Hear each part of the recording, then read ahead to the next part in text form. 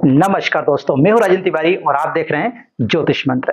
देखिए, कई बार आपने सुना होगा कि कुछ लोग ऐसे होते हैं जो बहुत मेहनत करते हैं, दान पुण्य भी बहुत करते हैं, धर्म का काम भी बहुत करते हैं, लेकिन फिर भी उनको सफलता नहीं मिलती। कुछ लोग ऐसे होते हैं जो हार्ड वर्किंग होते हैं, बहुत सारा काम करते हैं, लेकिन उनकी मनचाही सफलता उनको नहीं मिलती है ना। जिसके लिए वो जितना काम करते हैं उतनी उनको सफलता नहीं मिलती या उनको उतना नहीं मिल पाता। कुछ लोग ऐसे होते हैं जिनके पास सब कुछ होता है, धन दौलत भी होती है, मान सम्मान भी होता है, सब कुछ होता है, लेकिन फिर वो घर में सुखी नहीं रह पाते।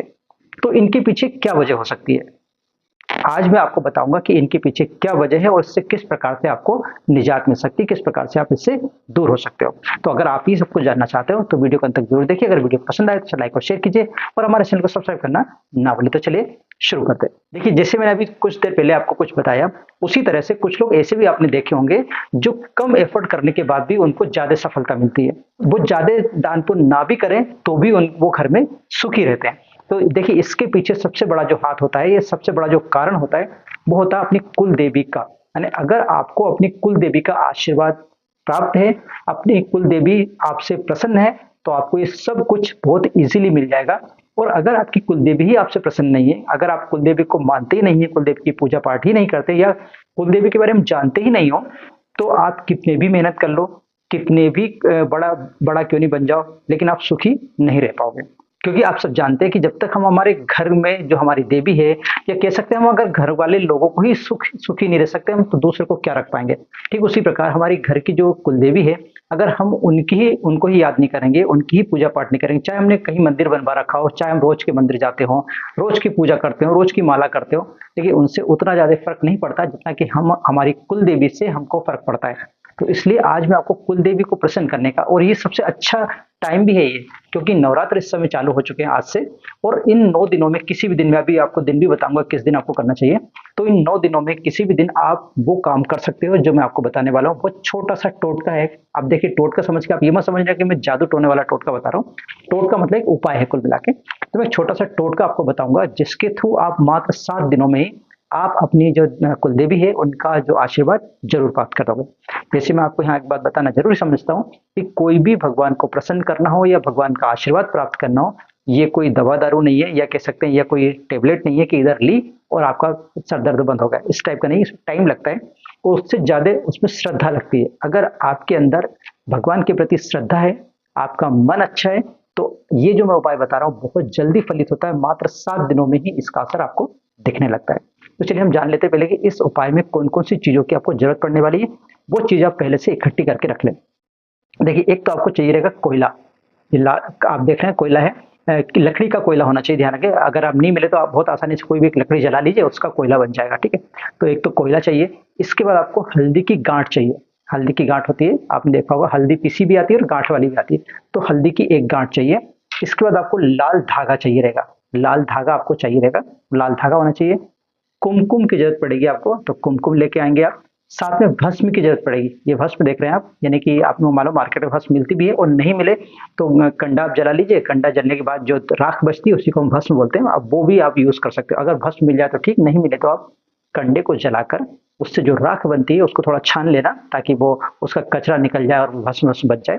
उस भस्म का भी आप यूज कर सकते हो। ठीक है, इतनी चीज होगी। और एक होता है गूगल। आपने देखा होगा गूगल भी होता है इसी टाइप का, वो गूगल का यूज करना है। कितनी चीज हो गई? एक गूगल हो गया, हल्दी की गांठ हो गई, कुमकुम हो गया, और भस्म हो गई, लाल धागा हो गया, और साथ में चाहिए एक लाल कपड़ा। एक लाल कपड़ा भी आपका होना चाहिए। तो इतनी चीजों का आपको यूज करना है। ठीक है, आपने अच्छे से देख ली कौन कौन सी चीजें। लाल कपड़ा हो गया, इसके बाद ये अपने पास कोयला हो गया, इसके बाद हल्दी की गठान हो गई, इसके बाद लाल धागा हो गया, लाल कलर का धागा बांधने के लिए, कुमकुम हो गया। ठीक है, और आपने भस्म है जो भस्म हो गई, और गूगल हो गया। इतनी सारी चीजों की आपको जरूरत पड़ने वाली है। चलिए, ये तो मैंने बता दी सामग्री की कौन कौन सी सामग्री आपको लगने वाली है। अब मैं आपको बताता हूँ कि ये किया कैसे जाता है और कब किया जाता है। तो देखिए, ये जो उपाय है वो आपको अपनी कुल देवी की जो डेट आती है, यानी कि उनकी जो तिथि आती है, हर जो जितने भी सनातन में लोग हैं उन सभी लोगों की कुल देवियां होती है, और उनका एक पर्टिकुलर डे भी होता है। तो डे मतलब उनकी जो तिथि है वो भी होती है। एक कोई की सप्तमी होती है, किसी की अष्टमी होती है, किसी की नौमी होती है। इस प्रकार की सभी डेट होती है, कह सकते तिथियां होती है। तो उन तिथियों को ही यूज करना है, यानी उन तिथि के दिन ही करना है। लेकिन ध्यान रहे, महीने की शुक्ल पक्ष होना चाहिए, किसी भी महीने का शुक्ल पक्ष। अब पक्ष जैसे आप जानते हो दो तरह के पक्ष होते हैं, कृष्ण पक्ष होता है, एक शुक्ल पक्ष होता है। कृष्ण पक्ष जब काली रात होती है 15 दिन के लिए उसको हम कृष्ण पक्ष बोलते हैं, और जब चांदनी रात होती है उसको शुक्ल पक्ष बोलते हैं।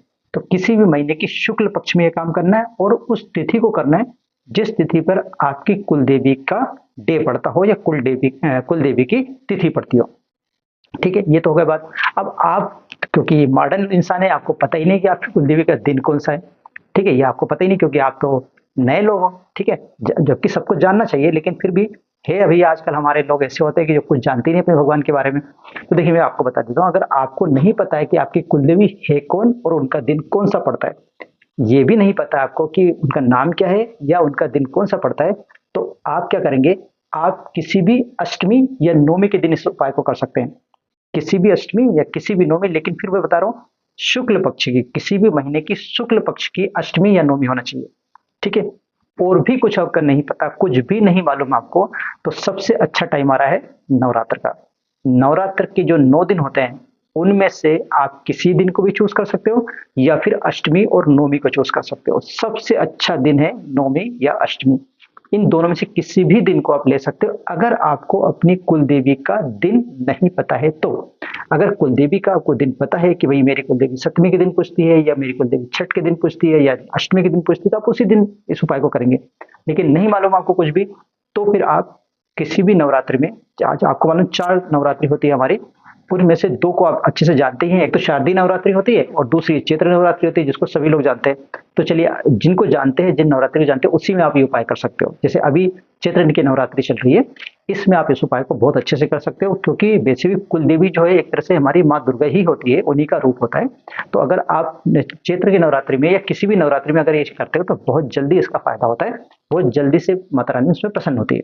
तो चलिए हमको इस समय चैत्र की नवरात्रि मिल गई है और हमको ये भी पता है कि हमारी देवी जी का, या हमारी जो नवरात्र, हमारी जो कुल देवी है उसका दिन कौन सा है, मतलब उनकी तिथि कौन सी, वो भी हमको पता है। नहीं है तो क्या करना है आपको, अष्टमी या नवमी के दिन करना है। अब करना कैसे वो देख लीजिए। आपको क्या करना है, जैसे लाल कपड़ा मैंने आपको बताया, जैसे लाल कपड़ा ले लेंगे और जितनी भी चीजें मैंने बताई है सब चीजें इसमें डाल लेंगे। यानी कि जैसे मैंने बोला कि हल्दी की गठान है तो हल्दी की गठान आपने बांध लिया। फिर मैंने बोला कि आपको एक कोयला रखना है तो कोयला आपने डाल लिया।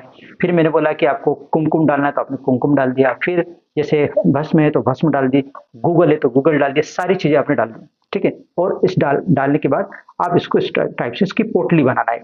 ये मैंने एक पोटली बना ली, देखिए ये पोटली बन गई है।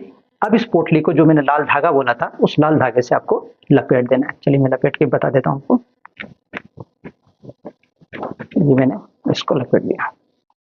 ओके, अब यहाँ पे कुछ क्वेश्चन पूछेंगे लोग कि इसको कितनी बार लपेटना है। ऐसा कुछ नहीं है, जितनी बार आपके पास जितना बड़ा धागा हो उतनी बार लपेट सकते हो, या जितने से वो आसानी से बंध जाए उतनी लपेट देना है। ठीक है, लाल कपड़ा होना ये जरूरी है, बाकी जो चीजें मैंने बताई वो सब जरूरी है। धागा कितना बड़ा हो, ये लाल कपड़ा कितना बड़ा हो, उससे कोई फर्क नहीं पड़ता। छोटा कपड़ा भी ले सकते हो और बड़ा कपड़ा भी, आपकी मर्जी है। ठीक है, तो इस प्रकार से आपने पोटली बना दी। अब इस पोटली का करना क्या है वो बता देता हूँ। इस पोटली को आपको क्या करना है, आपका जो मेन गेट है जहां से आप घर से बाहर निकलते हो, आपका जो मेन गेट है उस मेन गेट के जस्ट ऊपर अंदर की तरफ इसको लगाना है या बांध देना किसी चीज से। ठीक है, कोई वहां पे चीज ऐसी हो जैसे बन जाए तो बहुत अच्छी बात है, आप पहले कील ठोक दीजिए पहले से ही, और भी कील में जाकर उसको बांध दीजिए। ध्यान रखिए इसको अच्छे से बांधना है ताकि वहां से गिरे नहीं। ओके, क्योंकि गिरी मान लो और वो आपके पैर में आ गई तो वो ठीक नहीं होगा। ठीक है, तो आप इस तरह से बांधिए कि वो अच्छे से वहां पे बंध जाए। सभी चीज इसके अंदर है, जितनी भी चीज मैंने आपको बताई वो सारी चीज इसमें रखना है। पोटली बांधना है, लाल धागे से बांधना है और उसको कील में बांध देना। कील में भी आप लाल धागे से ही बांधिए, मतलब इसमें से लेके आप उसको लाल धागे से उस कील में बांध दिया। ठीक है, घर के मेन गेट के अंदर की तरफ, बाहर की तरफ नहीं लगाना, अंदर की तरफ लगाना। ठीक है, ये हो गया। अब इसके बाद क्या करना है, इसके बाद आपको डेली आपको क्या करना है, उसका आरती उतारना, ये कुल मिला के अगरबत्ती लेना है और 2-3 बार उसको घुमा देना।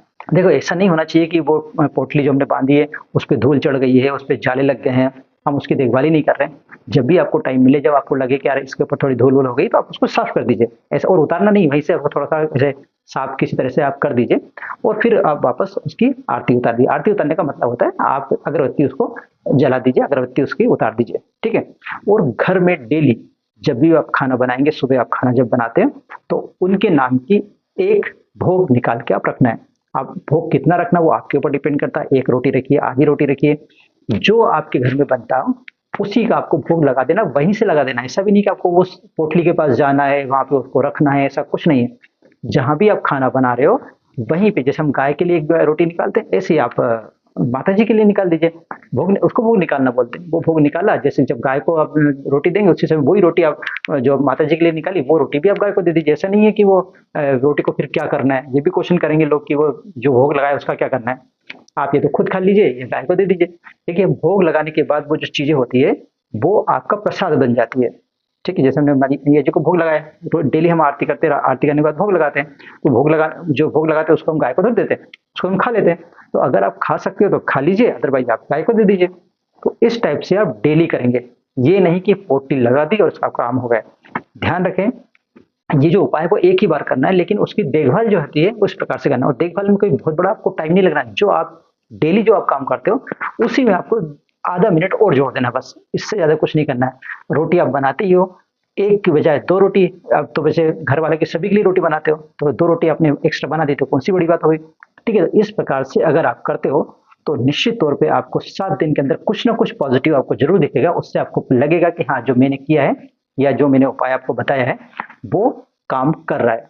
ध्यान रखिए, मैं फिर बता रहा हूँ, ये टेस्ट करने के लिए इस उपाय को नहीं करना है आपको। ये नहीं कि यार पंडित जी ने कहा है या भाई साहब ने कहा है तो हम करके देखते हैं, करके देखते हैं। ये जो कुछ लोगों के मन में एक रहता है ना कि चलो तो आपने कहा ना करके देखते हैं, उनका काम कभी सफल नहीं होता।